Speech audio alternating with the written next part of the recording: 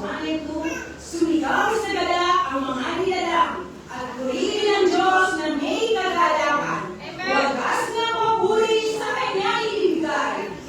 Kawitan siya at walhatian siya. Amen! Hallelujah! Malalang-malala tayo magbigay papuri sa Kanya. Tunay nga tayong lahat ay nilalaya ng Panginoon sa sakit at karamdaman. Amen! Amen!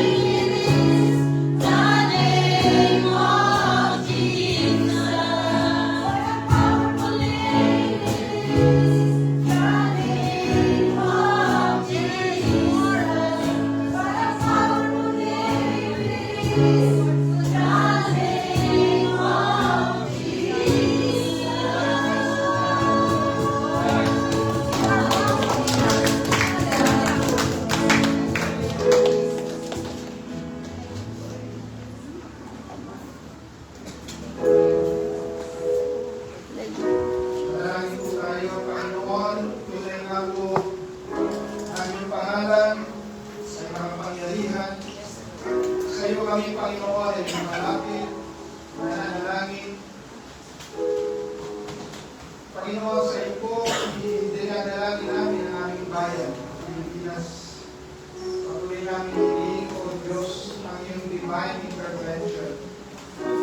Sa nangyayari ngayon, Panginoon, dalangin namin kayo, Panginoon, ang lumalaw at kumilos, O Diyos. Ang katwiran mo, ang Ebanghelyo ay maipangaral sa lahat ng dako. Yes, Lord.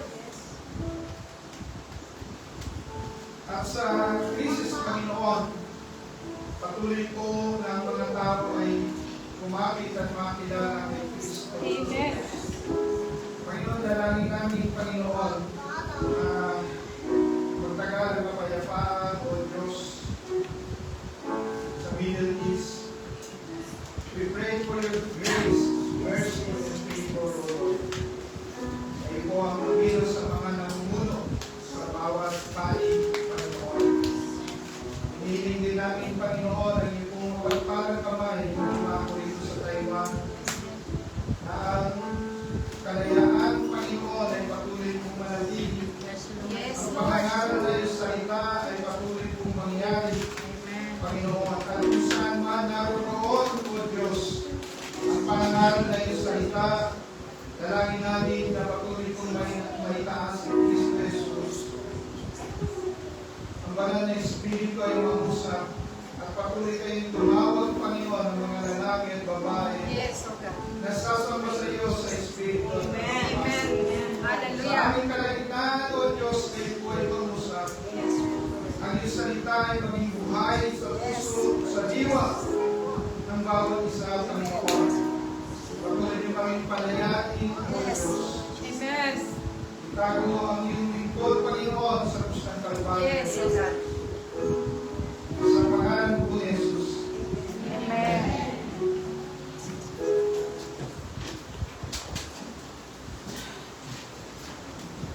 Hallelujah. Mag-pray po kayo lahat. Magbasa po kayo sa akin sa Isaiah 61:1. Sabi po dito, "The Spirit of the Sovereign Lord is upon me, for the Lord has anointed me to bring good news to the poor. He has sent me to comfort the brokenhearted and to proclaim that captives will be released and prisoners will be freed." Sa Galatians 5:1, "So Christ has truly set us free. Now make sure that you stay free and don't get tied up again in slavery to the law." John 8:36, "So if the Son sets you free, you are free." Truly free. Amen. Amen.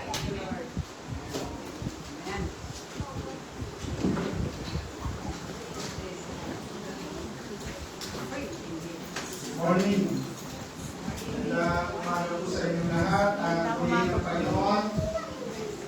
Salamat sa Diyos at patuloy tayo nasa winter. Winter wonderland. We just wonder. Purihin ang Diyos. Tayo po ay nilako sa first part ng series about freedom in Christ. Ano nga ba yung freedom? Iba ang pananaw ng tao tungkol sa freedom. Freedom in Christ means that we are liberated from the bondage of sin.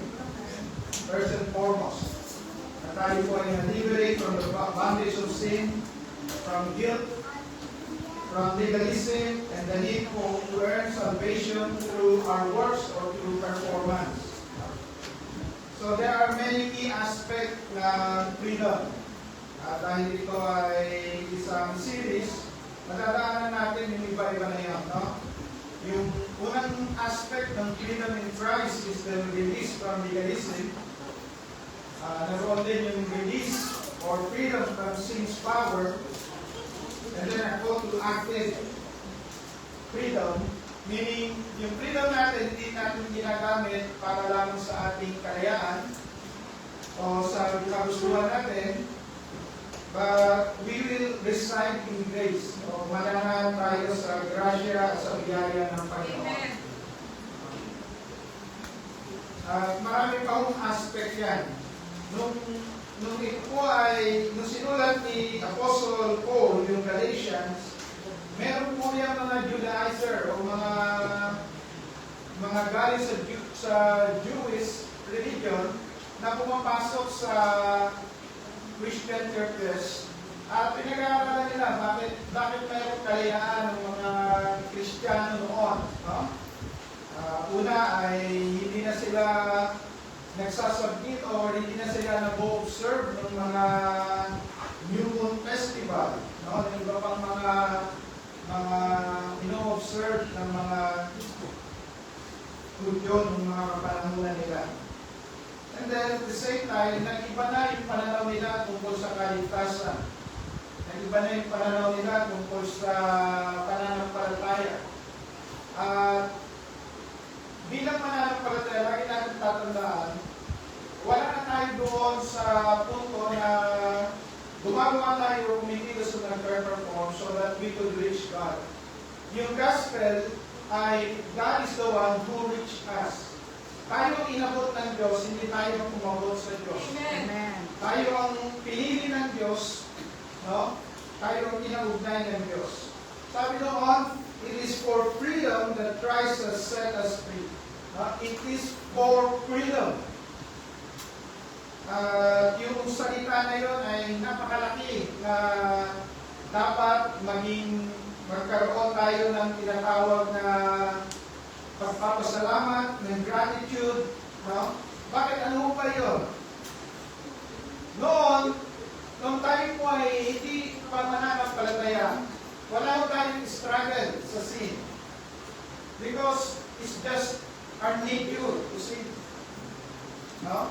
Pero hindi kayo naging mananampalataya na, meron mo yung struggle. Bakit? Kasi yung naging struggle may buhay. Pagkaw na yung struggle, hindi wala yung buhay. May bitahon natin yun, maging sa halaman. Alam niyo yung halaman, pagka naging struggle yan, may buhay yan. No? Yung halaman, halimbawa, patulad ng halaman na yan, nasa kanan po. Hindi naging struggle. Kumiyaw ka. Walang buhay. Wala kang struggle. Bakit kaya? Walang buhay. Plastic. Wala yung buhay. Plastic. Wala yung struggle. Pero pagka ikaw ay may buhay, nag-struggle ka. At yun ay isa sa mga palatandaan na ikaw ay malaya na.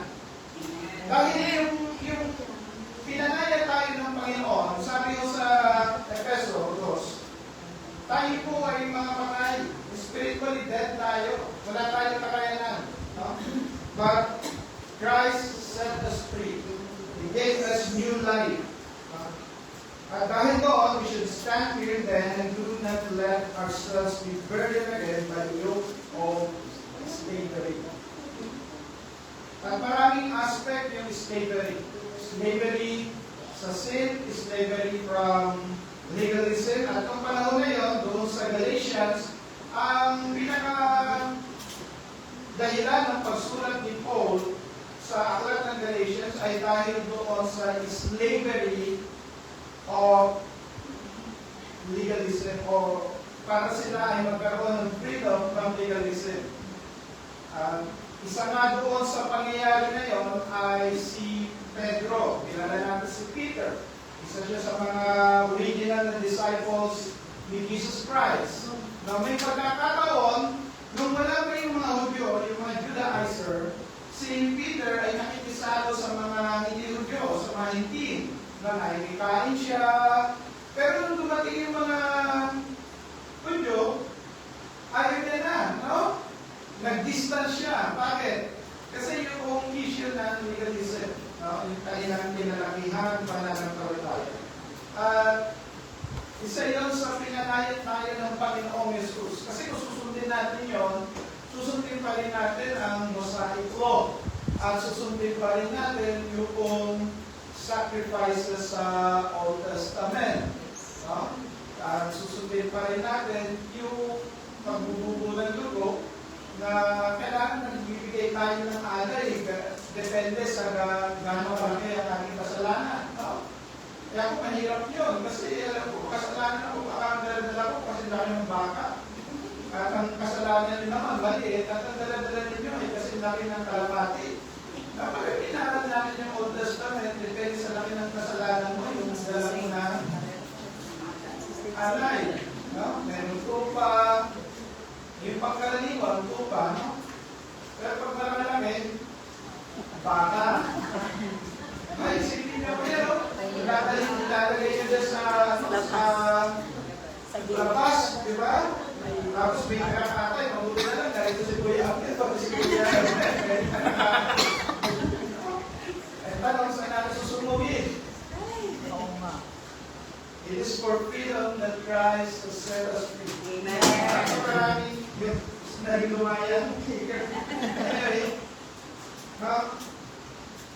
nung dineclare ni Jesus Christ yung kanyang purpose, nung dineclare ni Jesus Christ yung kanyang mission, sabi ko sa Luke 4:18-19, "The Spirit of the Lord is on me because He has anointed me to proclaim good news to the poor. He has sent me to proclaim freedom for the prisoners and recovery of sight for the blind, to set the oppressed free, to proclaim the year of the Lord's favor." No? So Jesus came to set captives free. Amen. At yan po ay maraya yung sinabi. Ito yung dahilan bakit ako napunta rito. He began his ministry proclaiming freedom. At grabe yung pagtali ng reliyon ng mga panahon na yun. No? Kaya nga po si Jesus Christ, nakikita natin, nung may pagkakataon, 2 beses. No? May pagkakataon na pumunta siya sa templo at kumuha siya ng lubid at pinagahampas niya yung mga nagtitinda. Bakit sila nagtitinda? Bakit sila nagpapalit ng pera? No? Dahil iba yung salapi na ginagamit noon sa commerce at iba yung ginagamit sa religious practices. Noon, yung pera, pagka ikaw ay nasa labas, gagamitin mo yung pera ng Romano. Pero pagdating mo sa templo, ang kailangan, ang tatanggapin lamang nila ay salapi na pang-templo. Pangalawa, imbis na ikaw ay magdala ng alay mo, isipin mo kung ikaw ay galing sa ibang bansa na Hudyo at babalik doon sa Jerusalem at mag-aalay, may dala-dala kang hayop, no? O iyang alay na hayop. Yun man ay ibon, yun man ay kambing, yun man ay tupa o baka, dala-dala mo yun. At maaari na sa pag-travel ninyo, magkasakit yun, o magkaroon ng problema. At bago maialay ang isang alay na hayop, yung panahon na yun, i-check yun ng mga pari, ng mga Levita at pari, no? Kung yan ay papasok sa standard nila. Ngayon, pagka hindi pumasok sa standard nila, yung may alay, pagpupuntahin nila doon sa mga nagtitinda na may kaugnayan din sa kanila, at doon bibili, no? Na mas malamang na yung bibili nila ay galing naman doon sa mga open na hindi rin pinasa. Manawaw natin, no? Ibidesign sila sa sarili nilang mantika. Tapos yung pagpapalit pa, no? Nung pananalapi. Ginawa nilang highly commercial yung pagdulog sa Diyos. At yun mo ay tinanggal ng Panginoong Jesus. Amen. Nung siya po ay napako sa krus, bago pagkasabi niya ng it is finished, anong nangyari doon sa templo? Na torn yung curtain that separates. Kaya na, now, tayo ngayon ay malaya ng makakapasok sa trono ng kahabagan ng Diyos. Sa throne of mercy, sa throne of grace. So freedom is not a side benefit of salvation. Freedom is the very heart of the gospel. That we could now enter the presence of God. Not because of what we will perform or what we gain, but because of what Christ did, what Christ accomplished at Calvary. At yun po yung basehan ng ating freedom. Christ set us free. Pinalaya tayo ng Panginoon. Jesus came to set the captive free. His mission was clear, to break chains, heal the broken, and set captives free. So true freedom is not measured by social status, by wealth or outward circumstances. No? Hindi ka pinagpala dahil sa ganda ng damit mo o lalim ng impulsa. Pinagpala ka ng Panginoon dahil pinalaya ka mula sa kadiliman. The breaking of humanity's deepest chain. Ano yung deepest chain ng tao? Sin, fear, and the grip of darkness. Whether tayo ay mahirap o mayaman, may pinag-aralan o wala, all stand bound until Christ set them free. Lahat mo ng tao, kung gaano man siya kahirap o kayaman, kung hindi siya makakalaya sa pamamagitan ni Kristo Jesus, siya pa rin ay naka-chain. No? Gaano man yan kayaman, gaano man yan ka-edukado. At alam mo natin yan, mga kapatid, no? Ang pinaka-edukadong bansa noong World War II ay ang Germany. At ang pinaka-highly ethical na bansa noong panahon na yun ay ang Japan. Nasa Japan, pwede kang mag-iwan at walang makikita. Napakataas ng ethics nila. Ang German naman ay napakataas na edukasyon. Pero nung pagsapit ng World War II, makikita natin yung atrocities, yung karupitan ay nangyari. Bakit po? Kasi nga, lahat tayo ay chain. No? Lahat tayo nakagapos doon sa kasalanan. At ganun din po yun sa ating kapanahonan, di ba? Ang Amerika ngayon ay na-iskandalo lately, no? Bago itong gera, na-iskandalo sila sa Epstein Files. Bakit na-iskandalo? Dahil mga milyonaryo, celebrities, may mga kapangyarihan. And naroon yung hindi mo mawari na magagawa ng tao sa kanyang kapwa-tao. Bakit? Dahil ang problema ay kasalanan. Dahil ang problema ng tao ay kasalanan. Alam niyo po mga kapatid, kung ang problema natin ay edukasyon, ang isasend ng Lord ay educator. Kung ang problema ho natin ay ang kalusugan natin, ang isasend ng Lord ay doktor. Pero tayo ang problema natin ay kasalanan, ang sinend niya po ay tagapagligtas. Amen. Ang yun po yung pinakamalaking chain sa atin, sa tao, yung kasalanan. Ang mundo, the world promises freedom but delivers only illusions, pleasures that enslave, ambitions that drain, and shadows that blind. Christ alone offers authentic freedom. Peace that endures, peace that passes all understanding, joy that strengthens, joy of what? Joy na ano klase?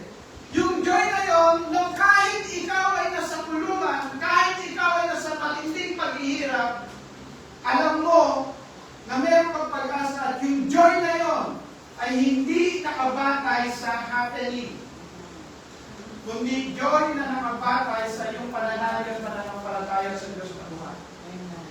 No? Kaya kung makikita natin yung mga pananampalataya natin, no? Sino ang nag-encourage sa mga mananampalataya sa Philippian Church? Si Paul na nakakulong. Why? Kasi yung joy natin hindi nakabase sa circumstances. Yung joy natin nakabase sa person of Jesus Christ. Kung meron kang relasyon sa Diyos, hindi issue kung gaano kaliwanag o kadilim ang iyong pinaglalagyan. Ang issue doon ay sumasayo ba ang Panginoon? Amen. Dahil alam mo kung sumasayo ang Panginoon, hindi kanya iiwan, hindi kanya Amen. At kahit dumago tayo sa darkest valley ng buhay natin, naging siya. Amen. Siya kasi yung good shepherd. No? Peace that endures, joy that strengthens, and life that leads us home. And we know, tayo lahat po rito ay pilgrims. Dayuhan lamang po tayo dito sa mundo. Ang punayon natin tahanan ay ang kalangitan. Amen. At kung ano man yung pinagkatiwala sa atin ng Panginoon dito, ilang taon lamang yan. Maaaring mag-last yan ng 50 years. Maaaring mag-last yan ng 70 years. But in the end, babalik tayo sa tunay nating tahanan, kahit ng Panginoon. So tayo po ay pinalaya ng Lord.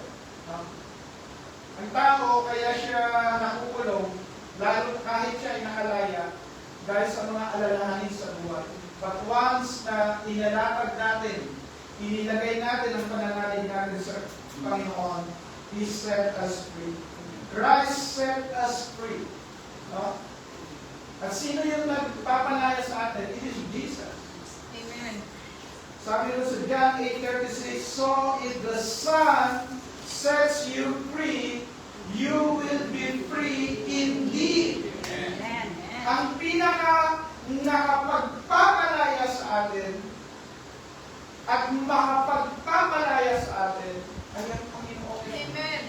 Kaya po yung pananalig natin, hindi mo yan mailalatag sa tao, sa bagay, sa tubig, sa oil, no? Or sa damit, o sa kung ano mong mga bagay. No? Dapat kay Jesus. Bakit si Jesus ang makapagpapalaya sa atin?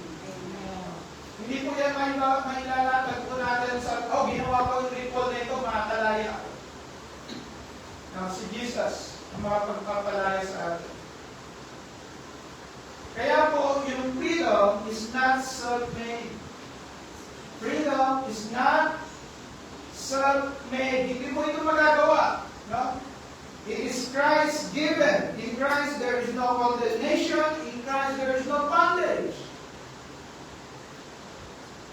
Given. Isa siyang regalo na tinatanggap. Yes. No?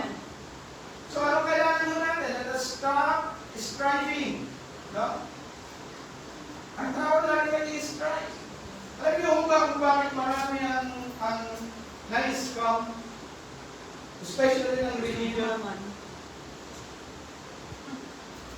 Why? Dahil mas gusto natin tayo ay mag-perform at ma-earn ang isang bagay. Inis sa atin yun, may ginawa ko, kaya ko ito nakuha. Pero hindi ganun po yung gospel. Yes. Ang gospel po, pinerform, ginawa ni Jesus, tinapos ni Jesus ang krus, at ipinagkakaloob sa atin bilang regalo. At ang isang regalo, kailangan mo lamang tanggapin ang may pananalig, pananampalataya. Diba? So we must stop striving to earn freedom. Receive it as a gift. And that is by faith. Kaya nga po yung gospel is from the very first faith, matatapos siya sa faith, from faith to faith. The righteous shall live by faith. Amen. Hindi ko the righteous shall live by traditions. The righteous shall live by pagpapakasakit sa sarili. Pero wala akong pipigil sa inyo, baka gusto niyo magpakasakit mamaya. Hanap tayo ng mahabang pamalo dito. Lagyan natin ng tinik. Hindi na natin kailangan bayaran ang isang bagay na binayaran ni Kristo. Amen. Hindi natin kailangan bayaran ang isang bagay na binayaran ng Panginoon. Amen. Amen. It is for freedom that Christ has set us free. Thank you, Lord. Marami ang naiinganyo sa tinatawag na false humility. Ano yung false humility? Yung nagmumukha ka parang religyoso. Gusto mong buhatin ang bigat ng mundo.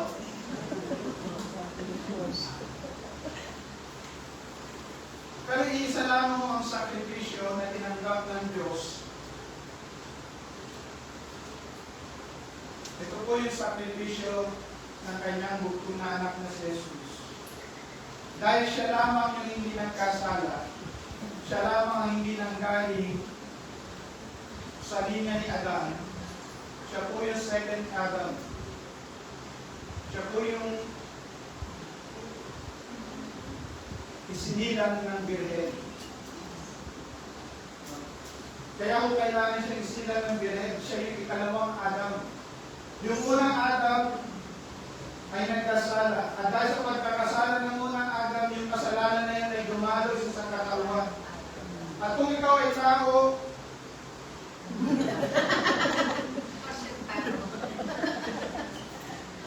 makasalanan niya. Yes.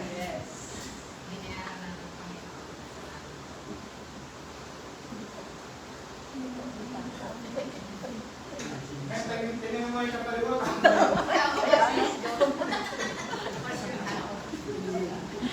Lahat po tayo. Binayaran ng Panginoong Jesus. Kung tayo po ay naisilang, sa pamamagitan ng isang lalaki at isang babae, yun lang naman talaga. Di ba? Tayo po ay nasa linya ni Adam. At sa linya na yun, pumasok yung kasalanan. Naghari ang kasalanan. Nung naghari ang kasalanan, naghari ang kamatayan. But Christ set us free. Amen. Thank you, Lord. Naputol yun. Nadutong tayo sa second Adam. By Jesus Christ. So freedom is not earned, it is received. Ano sabi ng Panginoon? For God so loved the world that He gave His only begotten Son, that whosoever believe. It is by faith, mga kapatid. It is by faith. Christ set us free. Bakit napakaganda na itong freedom na ito? One, because it is freedom from sin's penalty. No? Hindi na natin kailangan bayaran yung penalty of sin. Ano yung penalty of sin? Yung penalty of sin ay yung kamatayan. Ibig ba sabihin, hindi na tayo mamamatay? Mamamatay tayo physically, but hindi na tayo mamamatay yung sa second death, which is dagat-dagat ng apoy. Hindi na natin kailangan bayaran yun. Jesus bore the punishment so we no longer live condemned. Hindi na tayo condemned. No? Apat po ang aspeto ng salvation. First and foremost, yung condemnation ng tao. Mababasa po natin yun sa Romans chapter 1 to 3. Condemn ang tao. Lahat ng tao condemn. Pero mababasa condemnation, then second is justification. Ano yung justification? Yung justification, no? Ikaw ay sinasabi na napawalang sala, as if hindi ka nagkasala.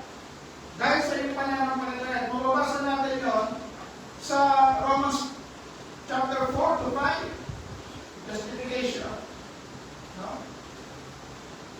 Ano susunod doon? Sanctification. Ngayon ikaw ay napawalang sala na. Dahil ikaw ay napawalang sala, na-born again ka, nabuhay ng bago, ikaw ngayon ay lilinisin ng Panginoon. Mag-undergo ng process ng sanctification. Ngayon, dahil ikaw ay may bagong buhay, di ba, sabi doon sa Romans 6, nung ikaw ay nabautismohan, kasama ka ng bautismohan ni Kristo Jesus, patay ka na. Ngayon, nag-undergo ka ng sanctification. Ano yung process of sanctification? Pagkakaroon ka na ng struggle against sin. Kaya yun yung Romans 7. Doon sa Romans 7, ang sabi ni Paul, gusto kong kumahit pero di ko magawa. Gusto kong gumawa ng tama, hindi ko magawa. Doon sa Romans 7, nagkakaroon siya ng struggle against sin. No? At na-realize niya, hindi ito yung talaga, kundi dahil sa kasalanan na namumuhay sa akin. No? Yung nature na sin. Pero sabi niya, praise be to God, in Christ there is no more condemnation, sabi ko sa Romans 8. Yun po yung process of sanctification. Na-realize natin, nakikita ngayon natin, yung dati natural lang sa atin, ngayon nakikita natin, ay mali-mali. Kung natural lang sa iyo na mag-pray, ay, praise the Lord talaga, oo. Bakit ka nagkakaroon ng conviction? Kasi nga, nabago ka na. Amen. Kasi nga, the oldest God, the newest God, may bagong dumarating. No, yung old nature, natutulak siya, hindi ibig sabihin na Kristiyano ka, you are sinless. But as a Christian, you are sinning less Amen. and less Yes. and less and less. Amen. Nakuha natin, binabago tayo ng Panginoon. Hallelujah. No? Binabago tayo ng Panginoon. We receive freedom from sin's power. Through the Spirit, we are no longer slaves to destructive habits or desires. So pagkatapos nyo, ano na yung makikita natin doon? No? Makikita natin yung glorification, sabi ni Jesus, no? Sabi rin sa Romans 8, no? Tayo po, na dating kaaway ng Diyos, magiging kaibigan niya. Sabi rin sa Romans 5. Sabi sa Romans 8, tayo po ay magiging kasamang tagapagmana ni Kristo Jesus. Pero tagapagmana ka. Lahat tayo tagapagmana. Hindi naman yung natin mo, mukha lang niya hindi tagapagmana. Amen. No? Amen. Tagapagmana tayo kasama ni Kristo Jesus. Yes. Amen. Freedom to live in love. True liberty isn't selfish. It empowers us to serve one another humbly. Hindi ka na ngayon nasa rat race. Hindi na ngayon pagalingan. Hindi na ngayon sino ang mas bossy. Amen. Amen. Bakit? Malaya ka na doon eh. Amen. Malaya ka na doon sa bulma ng mundo. Pinalaya ka ng Panginoon. Yes. Ang sabi ng Panginoon, they will know that you are my disciples if you love one another. Amen. Freedom to live in love. Dati tayo, we hate each other. But now, we live in love. At hindi lamang yun. Ano pa nangyari sa atin? Now, we know that we live with purpose. Freedom with purpose. It's not freedom to do whatever we want, but freedom to become who God created us to be. Amen. Ano yung freedom na yun? Freedom to become who God created us to be. We are created after God's own image. Nung nilikha mo tayo ng Diyos, ngayon tayo nilikha na ako.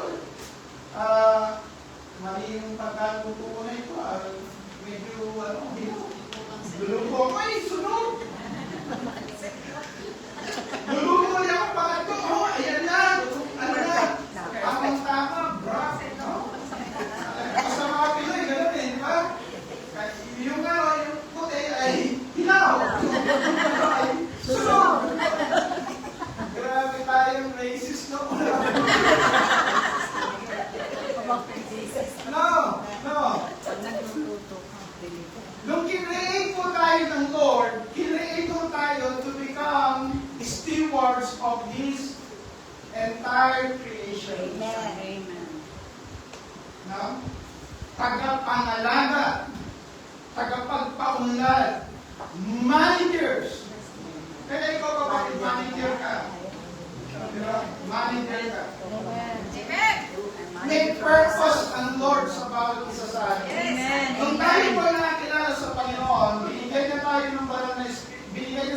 yung banal na Espiritu, hindi na tayo ginawang orphan, in-empower na tayo, at ang banal na Espiritu nagbigay sa atin, bawat isa sa atin, ng spiritual gifts.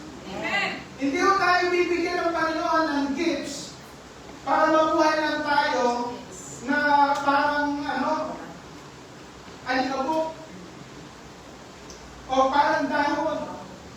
Walang purpose.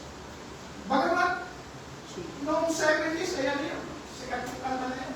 Tayo'y mga dahon lang. Hindi ko tayo dahon. Tayo nilikha ayon sa wangis na ito. Amen. Tayo po'y binigyan ng kahitasan ng Panginoon. Tayo po'y tinawagan ng mga anak. May purpose ang Lord sa atin. Amen. No?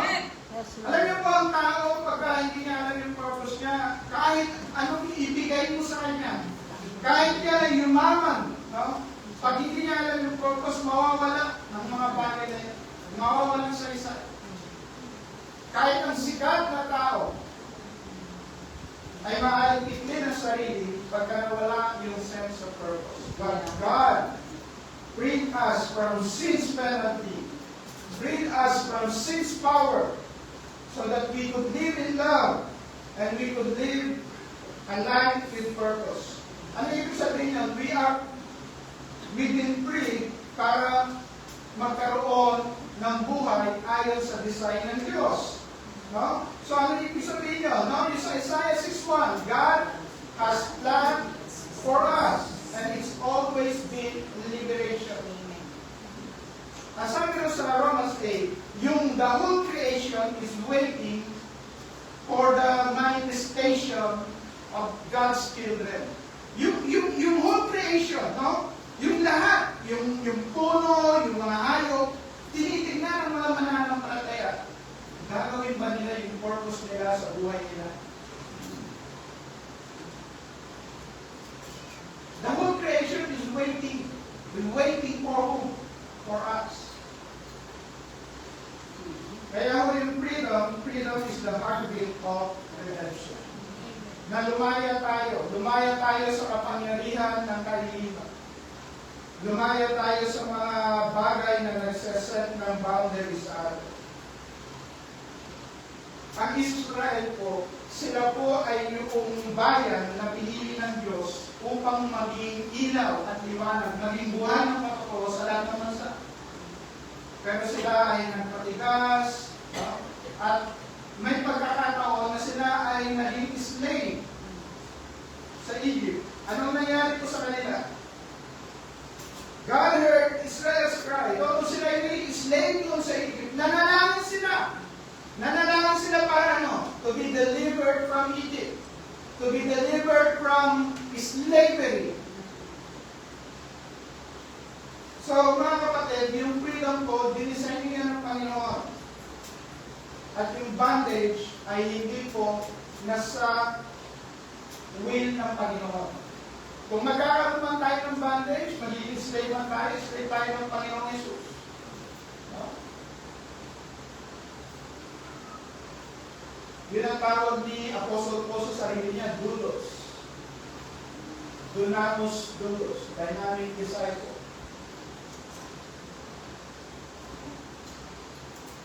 So tayo po mga kapatid, unawaan natin that freedom is God's will, not man's wish. Kasi pagka man's wish na yan, we will strive for it.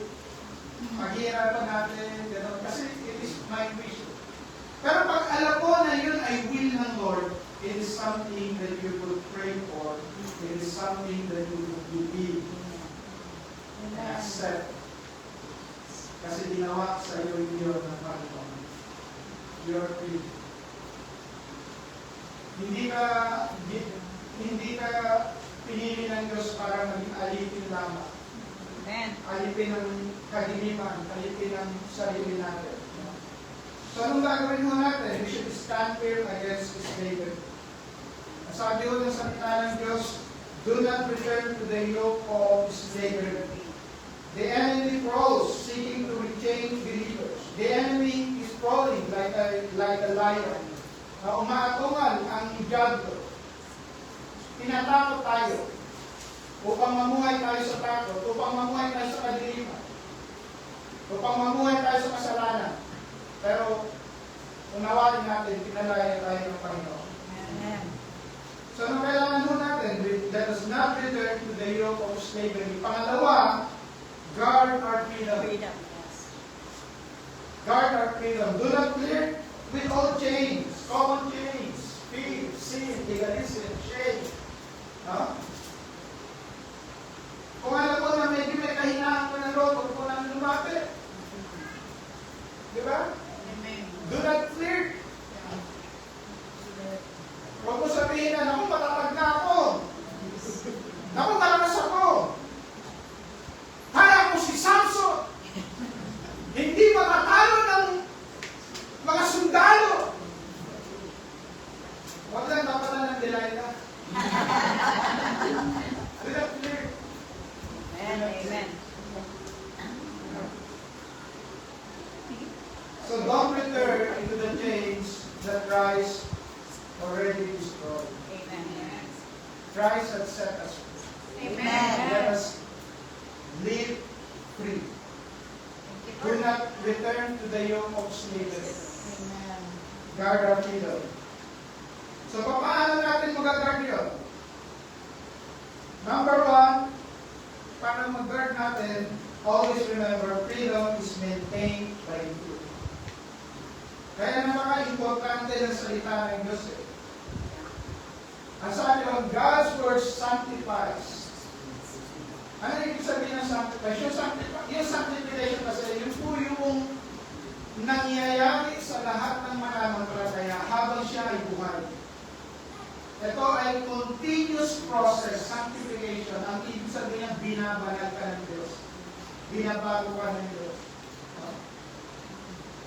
Ngayon, pag sinabi mo, Pastor, tapos na ako sa sanctification, masasabihin ko sa iyo, sumalangin ka na. Perfect. Perfecto ka na. Pwede mo lang sabihin, it is finished. Hindi. Sanctification is a continuous work. Amen. Patuloy tayong binabago ng Panginoon. Amen. No? Kaya yung sinusustain. Yes. John 17:17. So, the truth set us free.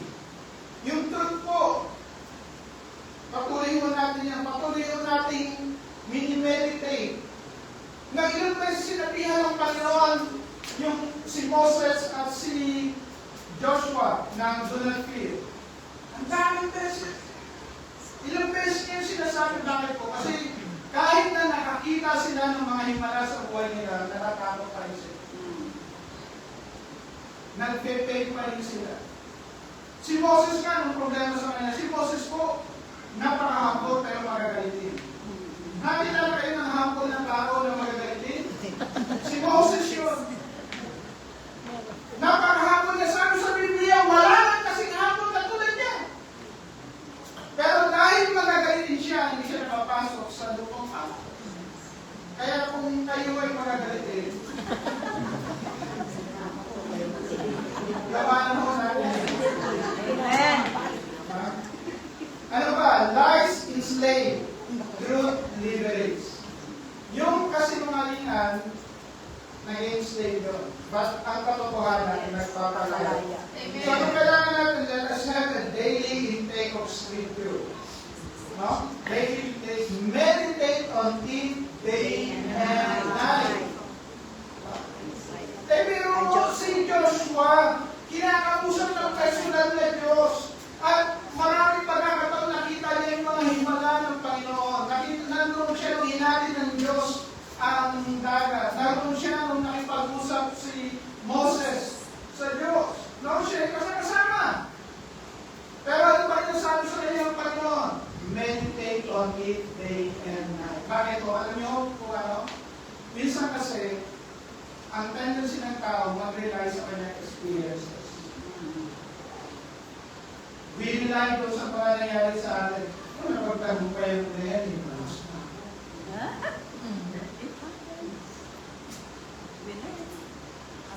Pero sino laging malakas? Sino laging malakas? Wala. Si Haring David nga nakatalo kay Goliath eh. Saan siya bumagsak? Bathsheba? Si Bathsheba na nagbabat? Kaya pa siya. Hindi siya natalo ng higante. Natalo siya ng ano? Babae. Biro niyo yun?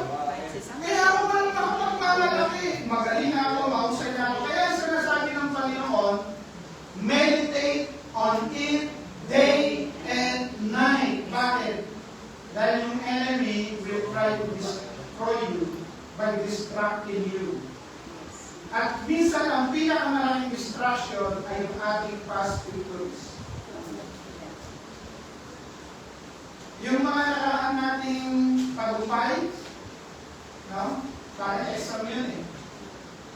Alam ko na yung tinuloy sa eh.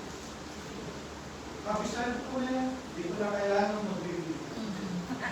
Tapos yung hindi mo inasahan, yung pala yung iba pa. So tayo po bilang mananampalataya, let us have a daily intake of the Word of God. Amen.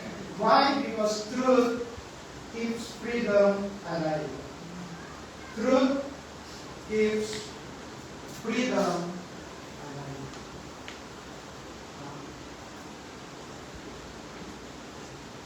So ito po yung challenge natin and application. Ang action point po natin, one, is declare daily, I'm free in Christ. Yes. Amen. Ano ibig sabihin yung ba yung magic word? Hindi ho. Speaking it aloud is more than just words. It aligns our hearts with God's truth. Why? Because faith comes by hearing and hearing the Word of God. Amen. There are times na tayo mismo kailangan mag-preach sa sarili natin.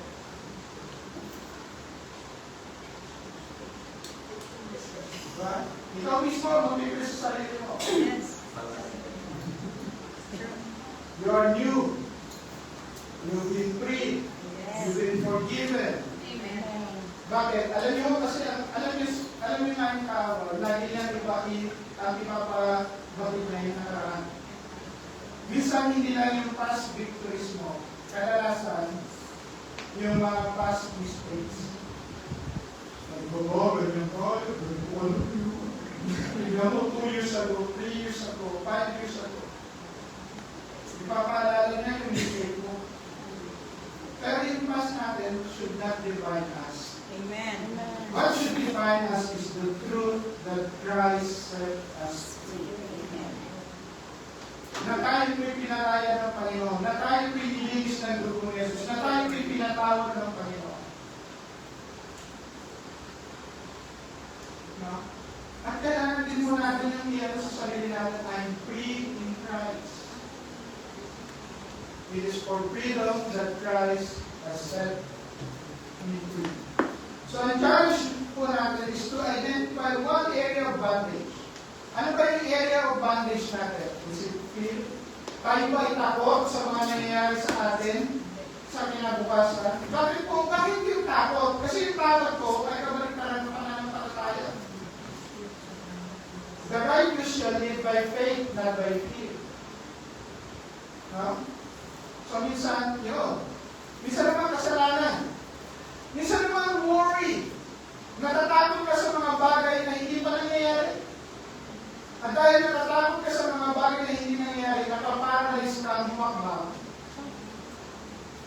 Dahil sa mga bagay na hindi mo pa nararanasan, inaakala mo na nangyayari.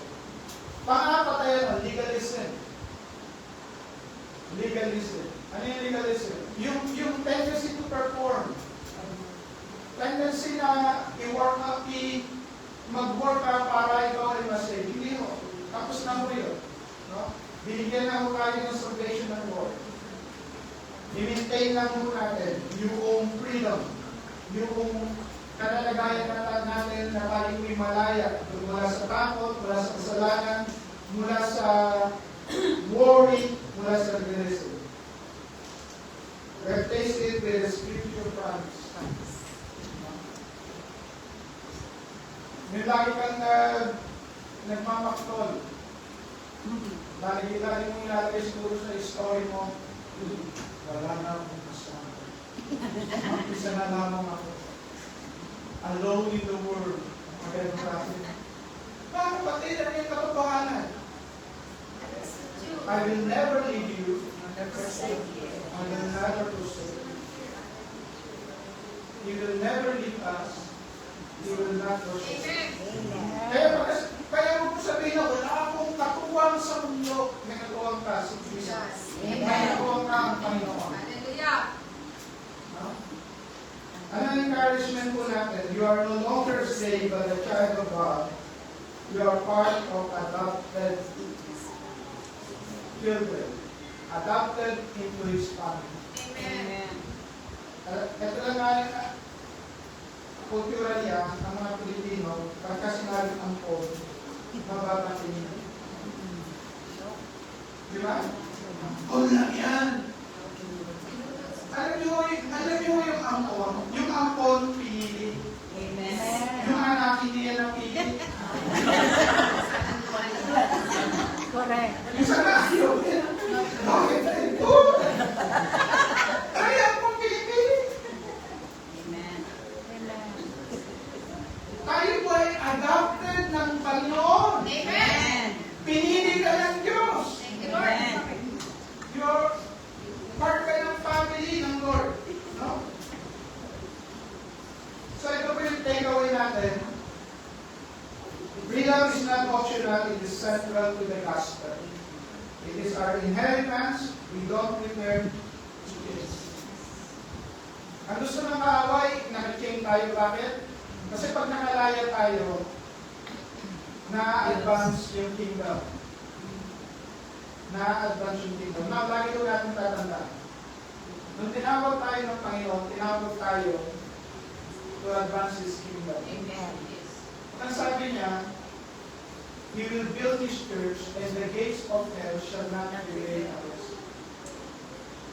Ang hell po, o yung domain ng kaaway, ay parang pintuan. Ang pintuan hindi ko sinusugod. Hindi ko sumusugod. Ang pintuan binubuksan. At pag hindi ka nakataling sa kasalanan, ikaw ay nakapagbubukas. At natutulungan mong makalaya ang iba. Nababahagi mo yung mga katotohanan ng Panginoon. So what we should do, we should stand firm in Christ. Let us live boldly in His truth and walk daily in the liberty He purchased for us. So in the end, Christ has set us free. We will not go back. We will not go back sa chain. We will not go back doon sa gawa ng tao. We will pursue yung advancement ng kingdom ng Panginoon. Ano man yung talalagayan mo natin? Let us be clear. Huwag mo natin gawing sukatan. Huwag mo natin gawing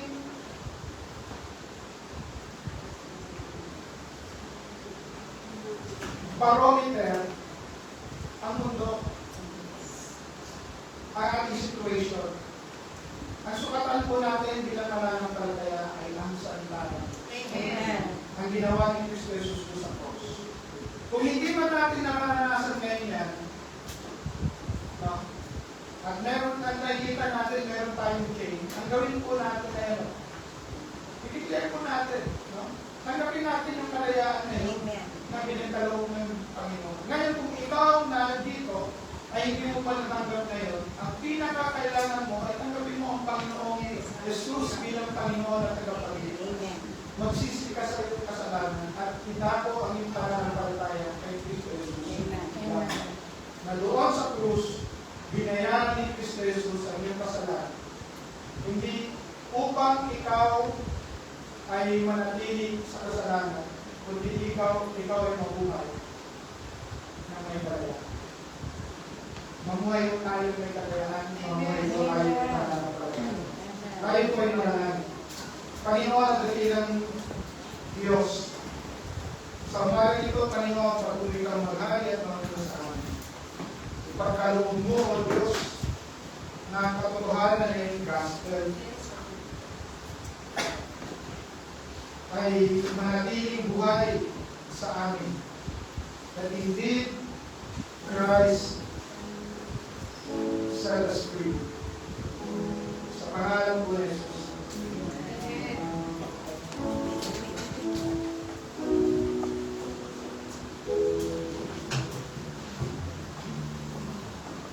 Bilang responsible sa sermon ng ating pastor, keep on hearing that we are His kingdom. Pinalayanan po kayo sa anumang tayo makakalihap sa atin. Keep on hearing the kingdom of God unto us.